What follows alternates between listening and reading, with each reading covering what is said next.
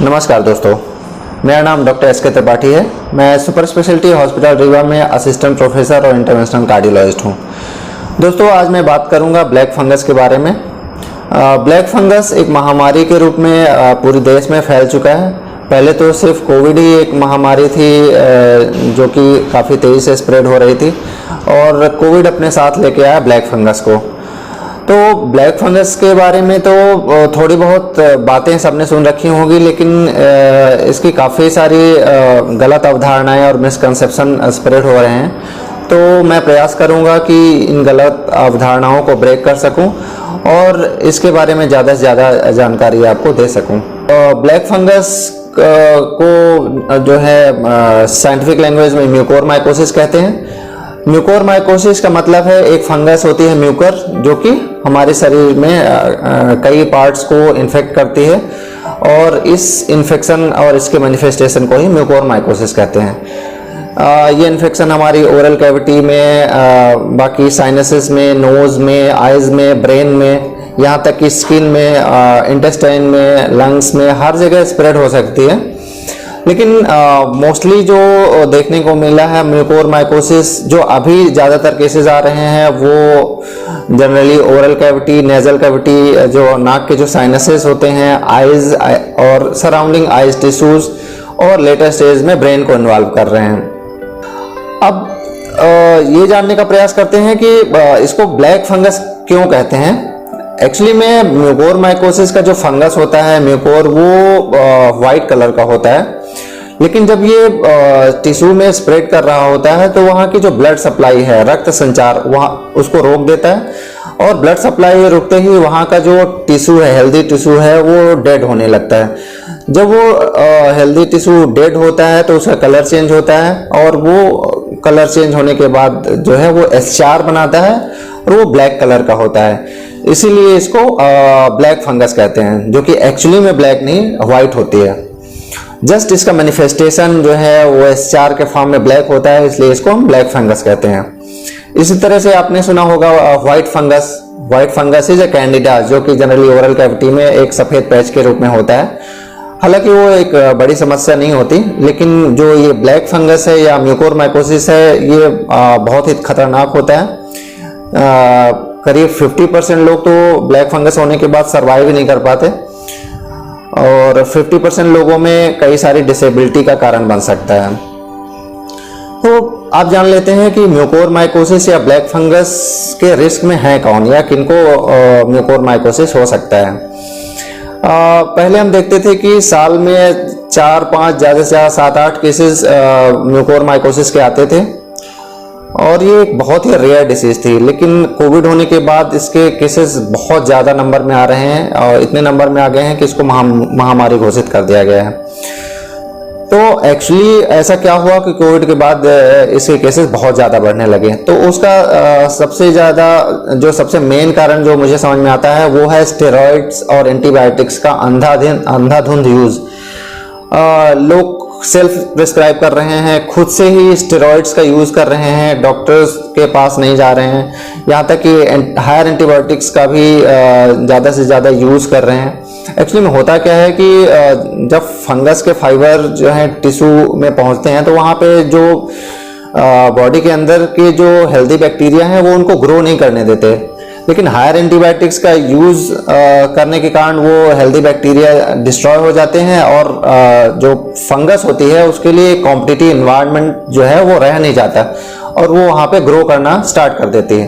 पर ग्रो करने के लिए कुछ बातें और ज़रूरी हैं जो होनी चाहिए, क्योंकि हेल्दी इंडिविजुअल्स के आसपास भी और उनके नेजल म्यूकोसा या नाक में या फिर आँख के पास हो सकता है फंगस के स्पोर हों, लेकिन उनमें ग्रो नहीं करता। तो ऐसा क्या है कि कुछ लोगों में ग्रो कर रहा है? तो उसका जो सबसे मेन कारण है वो है इम्यूनिटी का डिस्टर्ब होना। स्टेरॉइड्स जो है आपके इम्यून सिस्टम को अल्टर कर देता है, इम्यूनिटी का जो है वो लॉस होता है, जिसके कारण फंगस जो है बॉडी में ग्रो कर पाती है। तो जो मेन कारण है फंगस के ग्रो करने के हैं वो है स्टेरॉइड्स का यूज़, शुगर का बॉडी में शुगर का ज़्यादा बढ़ना, और इसके अलावा इम्यूनो कॉम्प्रोमाइज स्टेटस, जिनकी इम्यूनिटी ऑलरेडी कम है, जैसे HIV वाले पेशेंट्स, क्रोनिक किडनी डिजीज वाले पेशेंट, या जिनमें कोई ऑर्गन ट्रांसप्लांट हो चुका है। तो ये सारे पेशेंट जो हैं वो बहुत ज़्यादा रिस्क में होते हैं म्यूकोरमाइकोसिस के।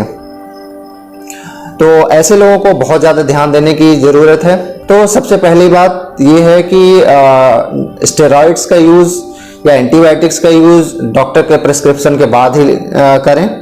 दूसरा, अगर आप डायबिटिक हैं या प्री डायबिटिक हैं तो अपना शुगर का लेवल जो है वो नॉर्मल रखें। हो सके तो पोस्ट प्रेंडियल शुगर 180 से कम और फास्टिंग शुगर 120 से कम ही रखें। इसके बाद आप अपने आसपास साफ सफाई रखें। जो खाना है वो हमेशा ताज़ा खाएं। खाना आप अगर फ्रिज में रखते हैं तो फ्रिज साफ सुथरी होनी चाहिए। कई बार आपने देखा है कि फ्रिज के चारों तरफ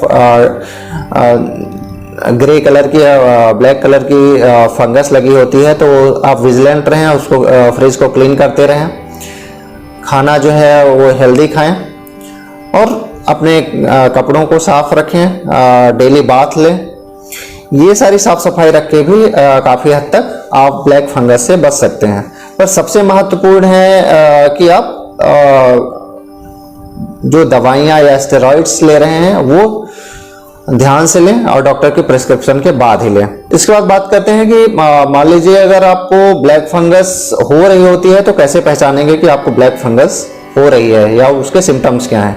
तो पहले ही बताया मैंने कि जो मोस्टली ब्लैक फंगस जो इन्वॉल्व करती है वो है आपके ओरल कैविटी को, नोज को, आइज के सराउंडिंग टिश्यूज को, साइनसेस को और लास्टली ब्रेन को।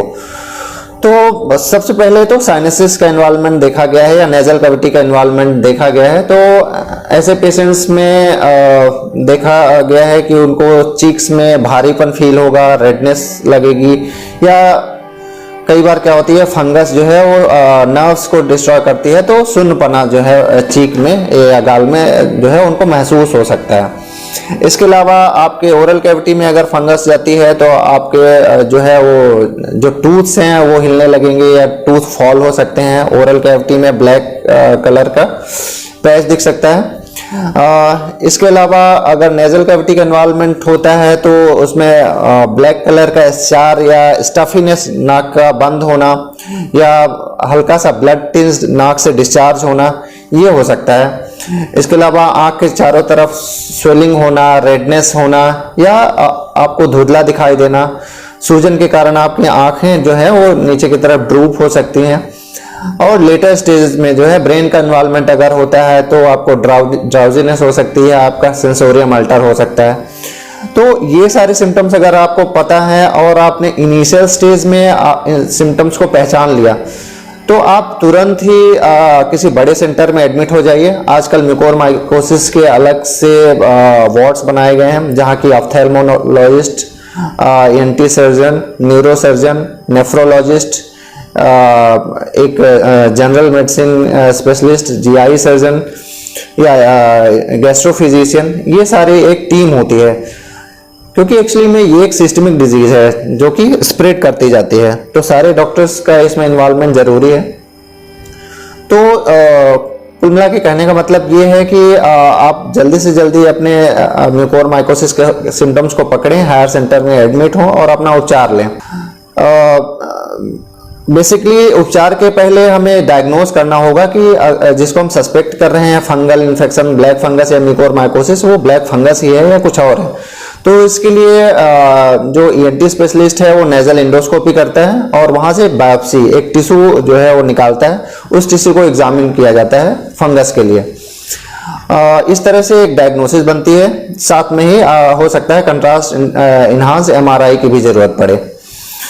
डायग्नोसिस बनने के बाद तुरंत ही ट्रीटमेंट स्टार्ट होता है। अगर म्यूकोरमाइकोसिस का हल्का इन्फेक्शन है तो कुछ एंटीफंगल ट्रीटमेंट्स हैं, जैसे लाइपोसोमल एम्फोटेरिसिन B के इंजेक्शंस लगते हैं और बाद में काफ़ी महीनों तक पोसाकोनाजोल की टैबलेट्स दी जाती हैं।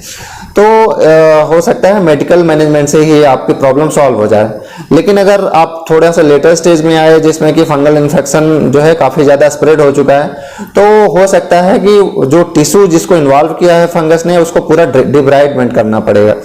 डिब्राइडमेंट का मतलब होता है कि खरोच के वो पूरा का पूरा इन्फेक्टेड टिश्यू जो है वो बाहर निकालते हैं, क्लियर करते हैं उस एरिया को, जिससे वहाँ की ब्लड सप्लाई प्रॉपर हो सके, जो फंगस है वो पूरी तरह से निकल सके और एंटी फंगल जो मैनेजमेंट है वो पूरी तरह से वर्क कर सके। डिब्राइडमेंट से भी अगर काम नहीं चलता तो कई बार पूरा का पूरा जबड़ा या आई बॉल भी निकालने की जरूरत पड़ सकती है कि अगर बहुत ज़्यादा इन्वॉल्वमेंट हो चुका है, लेकिन ये काफ़ी लेटर स्टेज की बात होती है। तो ये हुई ट्रीटमेंट की बात कि किस तरह से ब्लैक फंगस को ट्रीट किया जाता है। तो दोस्तों ये बहुत ही घातक बीमारी है म्यूकोरमाइकोसिस, और जनरली उन्हीं को होती है जो अपना शुगर लेवल मेंटेन नहीं करते, स्टेरॉइड्स का ज़्यादा से ज़्यादा यूज़ कर रहे हैं या ओवर प्रिस्क्रिप्शन ले रहे हैं, या वो लोग जो इम्यूनो कॉम्प्रोमाइज्ड हैं या 40 से 50 साल के ज़्यादा एज के लोग हैं, यही ज़्यादा रिस्क में होते हैं। तो इनको बहुत ज़्यादा सावधान रहने की ज़रूरत है, अपने सिम्टम्स के लिए विजिलेंट रहने की ज़रूरत है और जल्दी से जल्दी मेडिकल फैसिलिटी में जाने की ज़रूरत है अगर उनको ऐसे कोई लक्षण आते हैं। तो दोस्तों अपने आप को जो है ब्लैक फंगस से बचाइए, साफ सफाई से रहिए, दवाइयों का जुडिशियस यूज़ करिए और थोड़े से भी सिम्टम होते हैं तो तुरंत डॉक्टर के पास जाइए, क्योंकि अगर ये ज़्यादा स्प्रेड कर गई तो 50% लोग जो हैं ब्लैक फंगस से जो है अपनी जान गंवा देते हैं। आशा है कि ये जानकारी आपको जो है आपके काम आएगी और आप जो है इसको ज़्यादा से ज़्यादा स्प्रेड करके ब्लैक फंगस के बारे में लोगों में अवेयरनेस फैलाएंगे।